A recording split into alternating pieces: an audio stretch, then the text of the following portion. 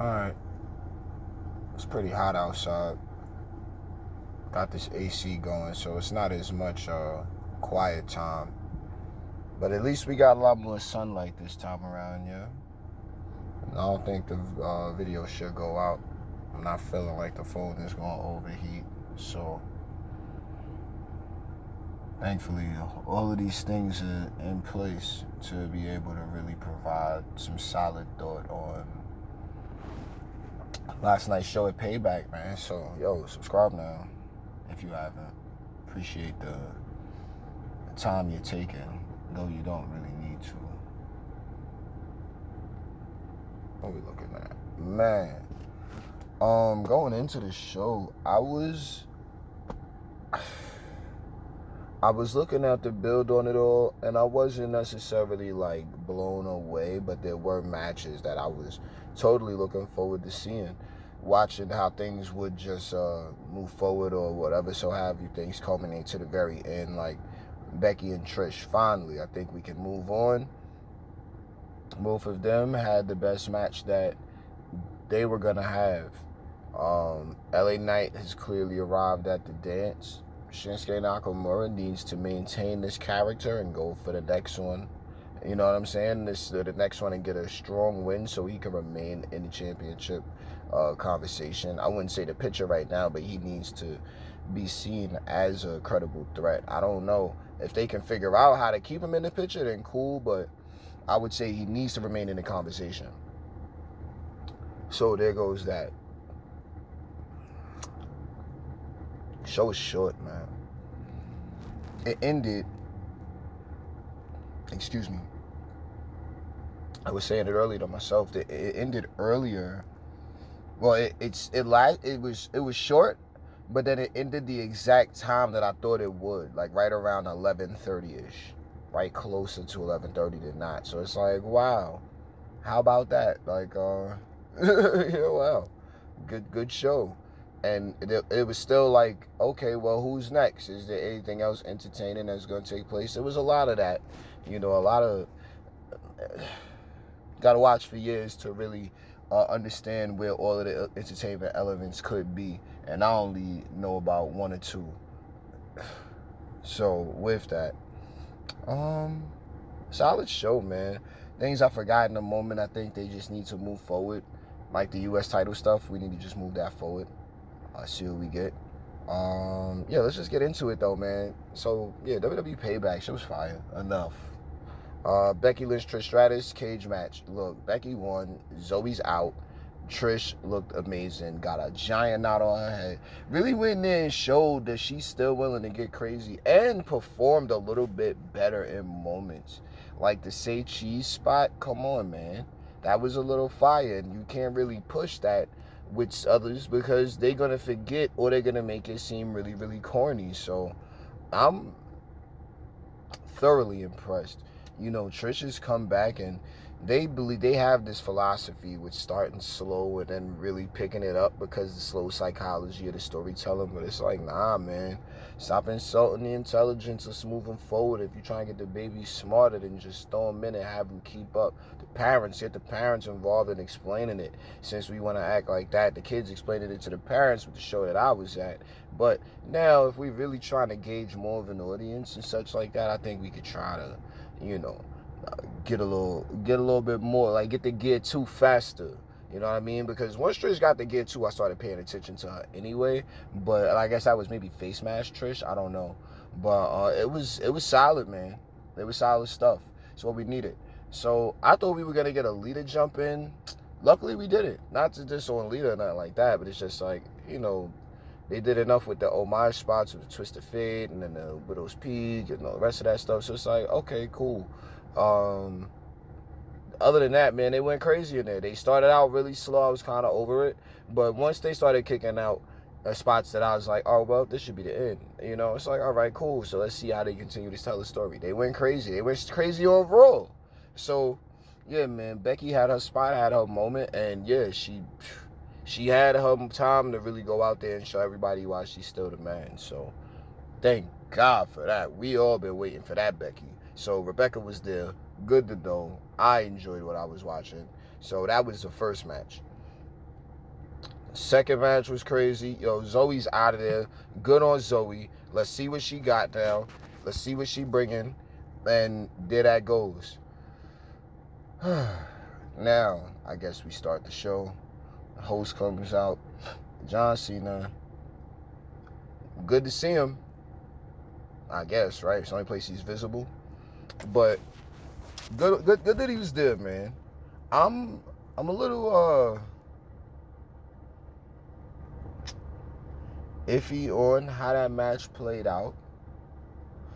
I enjoyed the story of the match. John Cena getting to, like, the only way we're gonna get through this is if John Cena comes back for 17 now. Is that how many times? 16 times? Yeah, so 16, whatever. He needs to come back and go for 17. That's the only thing that would make sense. He was in there, he was getting physical, special ref stuff. It was a surprise. It was nice. It's something that there's a lot of stuff that won't be forgotten now. And for the record, now WWE Payback is definitely special. A lot of ego in that ring. A lot of ego up on that stage. I'm not going to speak to it too much because we all love LA Knight here. Yeah, he's with us. We all bang with John Cena heavily and respect who he is and what he's brought to this. Yeah, definitely. Miz was there, but at the end, man, there seemed to be way too much tension on that stage. And it's like, damn. I really hope that this isn't LA Knight rubbing backstage the wrong way. We needed a little more than what that tension was. But if we're smart about it, instead of it turning into a big backstage brawl or some shit, we can turn this shit into a storyline and make it amazing. John Cena, LA Knight, somewhere before the end of the year. Let's get it fucking popping. This guy, LA Knight, and Grayson Waller on somewhat of the same trajectory right now as far as the next cats and the next generation on that microphone, man.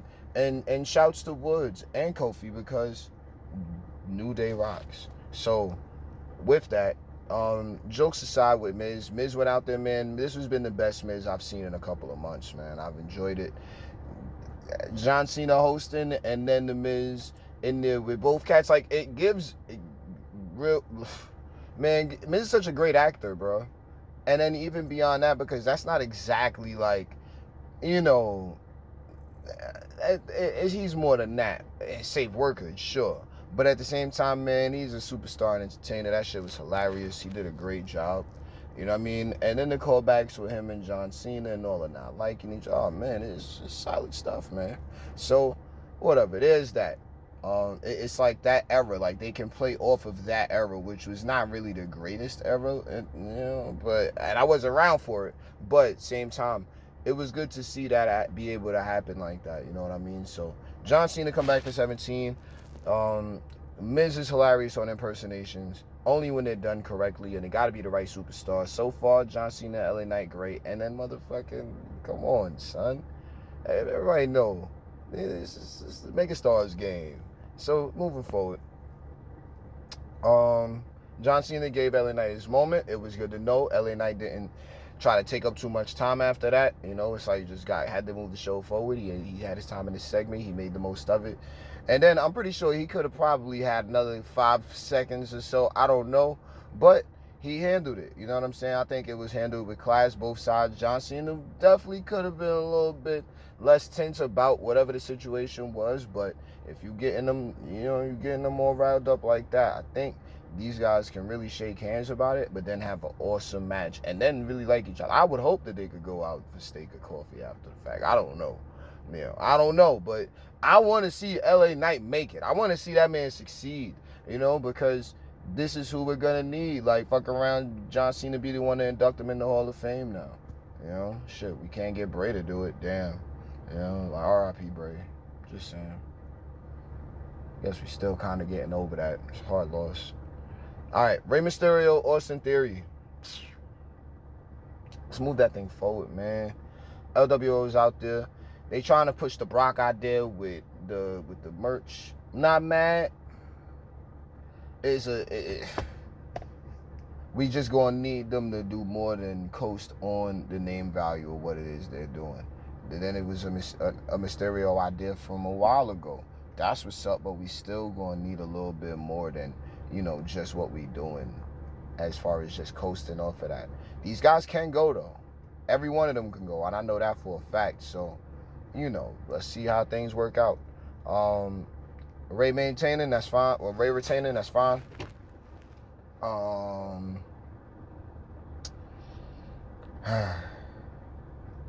I think Theory's before his time. And I like Theory. I like Theory a lot. I just think he's before his time. I don't think people are prepared for what it is Austin Theory has to offer with this character right now. Like, it's too confident, but then it's like he can clearly back it up. People weren't liking the fact that he was being crafty. I noted that for a while now. And then it was just like, okay, well, what are we going to do with this? It's a story that's happening right now. Is it the chase? Are we going to add more elements? What's going on? Ray got 4 other heads holding him down in the background, so it's not like you're just going to be able to pull a fast one on him. I don't know, man, but we just going to wait and see what happens next with the United States Championship, see if it's any other characters that want to jump in. Shouts to the Sue Prophets, shouts to Bobby Lashley, just saying. And then we'll see what we get. What we got after that. All right. Now on to the stars of the show. The true MVPs. Because it ain't just one person. I know that Dom played a role, which he did, most assuredly. But ultimately, man, it was all 4 of them that really were able to come through and make that happen. That's how I seen it. I'm glad that they were all able to remain as a united front. That was ultimately what the message was. And it was fitting on the show for that. Man, I didn't know what was going to happen next with KO and Sami Zayn, but then now we got a team, we got tag team champions that people are going to want to see lose. Right now, I'm going to need to see some strong victories. I can see them beating at least 2 to 3 teams. What teams? I'm not sure, but I'm talking storylines. I'm talking storylines for the tag division. Like, they got these guys good enough looking. There's going to be clear dissension. Of course, I don't want that for the Judgment Day. I like Finn. I like Priest. I like all of them. We love Mommy. The little dynamic she got with Dom on screen. It's turning into something. I didn't want to say anything before, but now that, it was brought up on commentary with Eddie Guerrero in China. And I can see now. Of course, we saw it before, but I didn't want to say anything. You just let it develop. If we're talking like that, then we can finally start to get that ball rolling and really see what it is they do. Because it's already starting. They already starting to talk like what they're capable of. So, yeah, they can start taking it to the next level with what they're doing as a duo. Because I think that there's something real strong as far as this next generation of that dynamic. And then Finn and Priest, I think we're on to something right now. There are definite elements. It's not even a 2-man power trip now. I don't even know what to call it. But it's different. It's a different type of 2-man power trip. Money in the Bank is involved, but then the main World Heavyweight Championship isn't. What are we doing with the tag titles? How are we going to make everybody look stronger? That's what we're looking for. So, man, that was good stuff, man. I'm liking the fact that they won. The street fight was fucking crazy, man. Take nothing away from Sami Zayn at all. He was there in all the spots that he needed to be there in. He looked great in all his spots, but I don't even think he was trying to be the star of the show. The star of that match was clearly KO, and the star spot was the senton off the top of the crowd. Through the table, man. This is stuff that's going to go down in the greatest of all time video packages. Like, shit that we just want to see. Like, stuff that gets you hype about. Like, it's going to be in one. It needs to be something. Like, it'll be a KO. The top 5 KO moment. How much shit is KO going to jump off of? Fall off of, Like, man, he needs to be a singles champion. I mean, how are we going to break up the tag team? I don't know. I don't believe in that shit. But it was an awesome spot. Now they're not tag champs no more. What title's on Raw? Oh, man. Well, right now we got to worry about... I don't want to see KO and stuff right now. We got to worry about what's going on with Gunther and Gable. So if Gable wins it, he could go on a nice little run. And then KO go for it. I don't know. It's a lot of directions things could go in, man. But that's all right. That was okay stuff. Now, what do we got after that, man? Cody Rhodes announced Jey Uso back in WWE.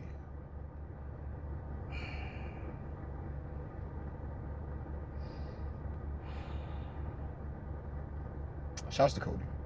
Shouts to Jey.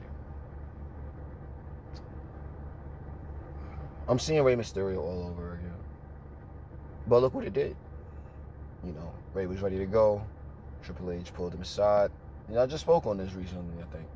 And, you know, now we see that Rey has his whole crew with him. Now, Jey is doing his dolo. Jey, you know, always going to have his brother, but a singles run for Jey? I mean, how do we get to this? We all know this is going to have to turn into a match with him and Jimmy. Is this what's going to keep that fresh for Mania? That's a question. I think we can save it for Mania, or at least a strong stare down at the Rumble. If we really trying to pull the trigger a little fast or do a tease, that's something going on at Survivor Series, and these cats is on opposite sides. Really got to make this mean something if Jey Uso is coming back, you know what I mean, playing as a gray area on the brands, and you know, he's a crowd favorite. Main event Jey Uso is a thing now. Shouts to the Tribal Chief for that. But I'm seeing Jey doing his own thing, not stressing himself with none of that bloodline business, and then Roman and them taking notice of it. Like, yo, you doing your thing, man. Jey on some fuck out of his shit. They sick Jimmy on him. Jimmy get his ass kicked. Do we do Solo first? You know what I mean? And then so on and so forth. I don't know, but this is potentially the best direction I can see going forward for this guy coming back. I'm gonna let Cody do whatever Cody is doing right now. I'm not really crazy about whatever spot they just have for him, but who's trying to pick a fight with Cody now? Cody should be respected as a character that'll go at it with anybody. Maybe he's waiting for a spot. Could have been an early chess move. Brought Jey back. This would be my way to get to the title, finish the story. Who knows? This is all the stuff that I'm thinking about when it comes to, you know, this guy bringing Jey Uso out to new remixed one-person Uso music. Okay. Got Cody on TV. Okay. Crowd loves the song. Okay. Not mad. I could deal with it. So, there's that. Welcome back, Jey. Rhea Ripley beat Raquel Rodriguez. Look, Judgment Day had Judgment Night. You know, and that was what that was. Payback was really for them. They was on the cover. You know, like, I thought it was solid, and they're gonna help move this thing into the next direction now. Like, the direction that we want to go in. Now these guys all have just enough heat to be able to get us in that space that we're trying to get to, with new champions that we want to see or whatever, so have you. So, good stuff. And then Shinsuke and Seth won. I'm trying to think if anything was crazy in that shit toward the end or whatever. I'm not seeing it. It was just a story with Seth's bad back. Still able to pick up the victory. Shin looked great in there. You know, we just need to see Shin pick up a victory on someone else now that doesn't necessarily need to have a title, but we need to see him pick up that victory. Like, I need to see that with this same style. Like, maybe we get Shin to link up with Xia Li, finally, and then we just get some scary motherfucking assassin dynamic going on, because then we don't necessarily need a whole bunch of extra shit going on with Xia Li in ring. All we need is Xia Li to be a dangerous buzzsaw for the already dangerous Shinsuke Nakamura. I'm seeing it, man. I think this is a direction we can go in. Io's already tied up. Asuka's already her own thing. Xia Li has been backstage. Trigger pull, then trigger stop. What are we doing? Start pushes? What's happening here? You know what I mean? Like, she's up there. What are we doing with her? Really, the best thing that Shinsuke could use right now is definitely a manager. We don't need all of the English. The English is going to work, but what we definitely need is them with subtitles. Double down on that idea because the people like it. I think it's something that could really get off the ground, especially in this day and age where everything is going somewhat internet-esque. Yeah, yeah. You want to start winning. You want to get some ground in that little race for culture and shit like that. Yeah, start melting pot and some of that. Go do that. So with that, oh man, that was Payback. Rose tomorrow. What are we gonna get? Who we gonna see?